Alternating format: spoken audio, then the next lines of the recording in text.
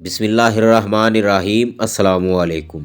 خان عبدالصمد خان صاحب سے میرا رابطہ اچانک شروع ہوا اور اچانک ختم ہو گیا۔ آج سے 4-5 برس پہلے کسی صاحب نے مجھے فیصل آباد سے فون کیا۔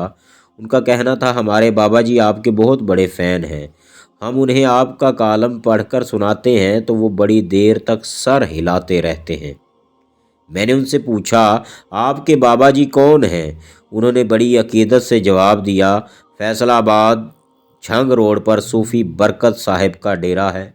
خان صاحب ان کے ڈیرے پر ہوتے ہیں۔ ان کی عمر 90 سال سے زائد ہے۔ وہ مشرقی پنجاب کے کسی زمیندار گھرانے سے تعلق رکھتے تھے۔ بچپن میں روحانیت کی طرف مائل ہو گئے اور گھر بار چھوڑ کر اللہ کی راہ پر نکل آئے۔ طبیعت میں مجذوبیت ہے لیکن جب نارمل ہوتے ہیں تو بہت خوبصورت گفتگو کرتے ہیں۔ مجھے ان کی گفتگو میں ذرا سی دلچسپی محسوس ہوئی لیکن میں بابا جی سے زیادہ متاثر نہ ہو سکا۔ چند دنوں بعد ان کا دوبارہ فون آیا۔ اس بار انہوں نے فرمایا ہم نے آپ کی کتاب خرید لی ہے، جس دن آپ کا کالم نہیں آتا ہم اس دن آپ کی کتاب میں سے کوئی کالم نکال کر بابا جی کو سنا دیتے ہیں، آپ کے لیے بہت دعائیں کرتے ہیں۔ میں نے ان کا شکریہ ادا کیا اور بھول گیا۔ چند دن بعد ان کا ایک اور فون آیا اور انہوں نے چھوٹتے ہی فرمایا لیجئے بابا جی سے بات کیجئے۔ یوں میں نے پہلی بار خان عبدالصمد خان صاحب کی آواز سنی۔ خان صاحب کی آواز میں عاجزی، نرمی تھی۔ وہ مجھے بیٹا کہہ کر پکار رہے تھے اور میری تعریف کر رہے تھے۔ گفتگو کے دوران کہیں کہیں ان کا لہجہ تبدیل ہو جاتا، اس میں جلال آ جاتا اور بات بے ربط ہو جاتی۔ میں خاموشی اور ادب سے ان کی بات سنتا رہا، پھر اچانک فون بند ہو گیا۔ ہفتے بعد ان کا ایک اور فون آ گیا۔ اس فون میں وہ بار بار ایک ہی فقرہ دہراتے رہے، مہلت کم ہے، مہلت کم ہے۔ اس دن ان کی گفتگو میں ربط تقریباً مفقود تھا۔ میں بڑے غور سے ان کی بات سنتا رہا لیکن سچی بات ہے ان کی کوئی بات میرے پلے نہ پڑی۔ وہ میری کشمکش بھانپ گئے، لہٰذا انہوں نے فون اپنے ترجمان کو پکڑا دیا۔ وہ صاحب بڑی عاجزی سے بولے بابا جی فرما رہے ہیں ان کے پاس مہلت کم ہے، لہٰذا آپ انہیں آ کر مل جائیں۔ میں نے سوچنے کے لیے چند دن مانگے اور فون بند کر دیا۔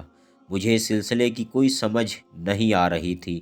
مجھے مجذوبیت اور پر اسراریت دونوں ہی ناپسند ہیں۔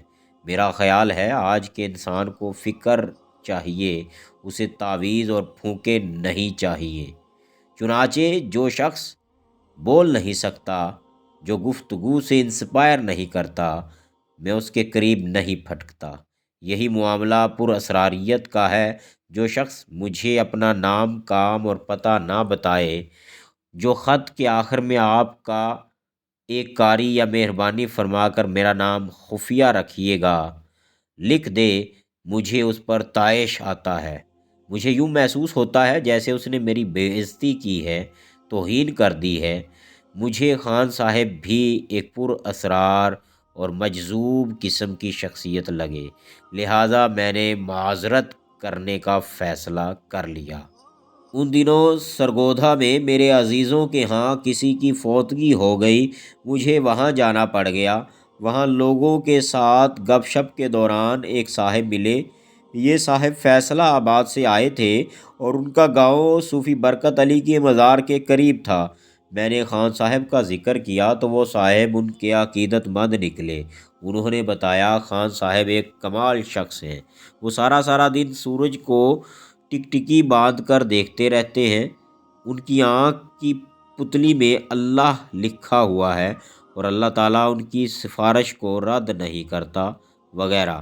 سچی بات ہے ان صاحب نے خان صاحب کا ایسا نقشہ کھینچا، میرے دل میں خان صاحب سے ملاقات کا شوق پیدا ہو گیا، لہٰذا میں اگلے دن ان کے ساتھ فیصل آباد چلا گیا۔ وہ مجھے صوفی برکت کے مزار کے پیچھے لے گئے۔ مزار کے پیچھے کھیت تھے اور کھیتوں کے عین درمیان ایک کچا کوٹھا بنا تھا۔ ہم کوٹھے کی طرف چل پڑے۔ کوٹھے کے صحن میں کھجور کی صف پر ایک ضعیف بزرگ بیٹھے تھے اور ان کے گرد چند نوجوان ادب سے بیٹھے تھے۔ میں قریب پہنچا تو بزرگ نے نوجوانوں کو اشارہ کیا۔ نوجوانوں نے بابا جی کو سہارا دیا۔ وہ بڑی مشکل اور تکلیف سے سیدھے کھڑے ہوئے۔ میں آگے بڑھا۔ انہوں نے مجھے بازو پھیلائے میرے ساتھ بغل گیر ہو گئے۔ ان کے لمس میں ایک ٹھنڈ اور خوشبو تھی۔ انہوں نے مجھے پکڑ کر ساتھ بٹھا لیا اور میرے ساتھ گفتگو کرنے لگے۔ ان کی باتوں میں ربط نہیں تھا اور انہیں سمجھنے کے لیے بڑی یکسوئی درکار تھی۔ وہ بار بار کہہ رہے تھے، جنگ ہوگی، سب منافق مر جائیں گے، نئے لوگ آئیں گے، وہ کوٹ پتلون میں نماز پڑھائیں گے اور اللہ کے دین کو بچائیں گے۔ وہ کہہ رہے تھے، اللہ کافر کو برداشت کر لیتا ہے لیکن منافق کو برداشت نہیں کرتا۔ وہ کہہ رہے تھے، یہ لوگ قرآن کو آدھا کر دیں گے یا اپنے مطلب کی آیتیں پڑھیں گے اور باقی کو چھپا دیں گے۔ یہ پتلون پہن کر حج کریں گے اور رمضان میں شراب پئیں گے۔ یہ نمازوں پر پابندی لگائیں گے اور داڑھیوں کا مذاق اڑائیں گے۔ یہ عورتوں کو باہر نکالیں گے اور مردوں کو گھروں میں بٹھا دیں گے۔ یہ دشمنوں کو کھلا چھوڑ دیں گے اور دوستوں کو پکڑ لیں گے، اور یہ عریانی بے ایمانی کو قانون بنا دیں گے۔ اس کے بعد وہ عربی اور فارسی کے ملے جلے شعر پڑھتے۔ ان کی آنکھوں میں آنسو آ جاتے۔ وہ رومال سے آنکھیں پونچھتے اور میرے کندھے پر ہاتھ رکھ کر کہتے، تم مجھے اچھے لگتے ہو، تم منافق نہیں ہو۔ اس کے بعد وہ آسمان کی طرف دیکھتے اور لہک لہک کر بولتے، میرے مالک، میں اس سے راضی ہوں، تو بھی اس سے راضی ہو جا۔ میرے صاحب، میں اسے اچھا سمجھتا ہوں، تو اسے اچھا کر دے۔ میرے رسول صلی اللہ علیہ وآلہ وسلم کہ اللہ اسے اچھا بنا دے۔ وہ بولتے جاتے، روتے جاتے اور رو رو کر ہنستے جاتے۔ وہ میرا بازو چھوڑتے اور اس کے بعد دوبارہ بے ربط گفتگو شروع کر دیتے۔ میں خان صاحب کے ساتھ شام تک رہا۔ اس دوران انہوں نے میرا سر پکڑ کر اپنے سر کے ساتھ ٹکرایا۔ مجھے ان کے سر میں ہلکا سا کرنٹ محسوس ہوا اور میں چند لمحوں کے لیے مدہوش ہو گیا، لیکن میں نے اسے ماحول کا اثر سمجھا اور فراموش کر دیا۔ انہوں نے اپنی انگلی سے میرے ماتھے پر کلمہ لکھا اور ایک خربوزہ کاٹ کر میرے سامنے رکھ دیا۔ مجھے بھوک لگی ہوئی تھی، میں سارا کھا گیا۔ میں رخصت ہونے لگا تو میں نے ان سے سوال کیا، یہ صوفیہ کرام کیا ہوتے ہیں؟ وہ مسکرائے، صوفیہ کرام اللہ تعالیٰ کے ہرکارے ہوتے ہیں، یہ اس کے کلرک، سپاہی اور چپڑاسی ہوتے ہیں۔